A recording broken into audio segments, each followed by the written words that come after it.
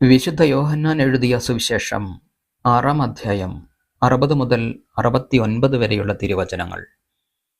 ഇത് കേട്ട് അവൻ്റെ ശിഷ്യരിൽ പലരും പറഞ്ഞു, ഈ വചനം കഠിനമാണ്, ഇത് ശ്രവിക്കാൻ ആർക്ക് കഴിയും? തൻ്റെ ശിഷ്യന്മാർ പിറുപിറുക്കുന്നു എന്ന് മനസ്സിലാക്കി യേശു അവരോട് ചോദിച്ചു, ഇത് നിങ്ങൾക്ക് ഇടർച്ച വരുത്തുന്നുവോ?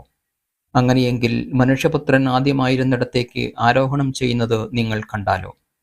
ആത്മാവാണ് ജീവൻ നൽകുന്നത്, ശരീരം ഒന്നിനും ഉപകരിക്കുന്നില്ല. നിങ്ങളോട് ഞാൻ പറഞ്ഞ വാക്കുകൾ ആത്മാവും ജീവനുമാണ്. എന്നാൽ വിശ്വസിക്കാത്തവരായി നിങ്ങളിൽ ചിലരുണ്ട്. അവർ ആരെന്നും തന്നെ ഒറ്റിക്കൊടുക്കാനിരിക്കുന്നവൻ ആരെന്നും ആദ്യം മുതലേ അവൻ അറിഞ്ഞിരുന്നു.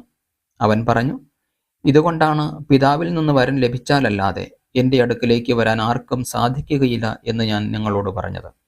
ഇതിനുശേഷം അവൻ്റെ ശിഷ്യന്മാരിൽ വളരെ പേർ അവനെ വിട്ടുപോയി. അവർ പിന്നീട് ഒരിക്കലും അവൻ്റെ കൂടെ നടന്നില്ല. യേശു 12 പേരോടുമായി ചോദിച്ചു, നിങ്ങളും പോകാൻ ആഗ്രഹിക്കുന്നുവോ? ശിമയോൻ പത്രോസ് മറുപടി പറഞ്ഞു, കർത്താവേ, ഞങ്ങൾ ആരുടെ അടുത്തേക്ക് പോകും? നിത്യജീവന്റെ വചനങ്ങൾ നിന്റെ പക്കലുണ്ട്.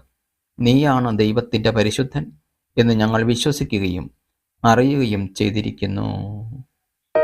നമ്മുടെ കർത്താവായ മിശിഹായിക്ക് സ്തുതി.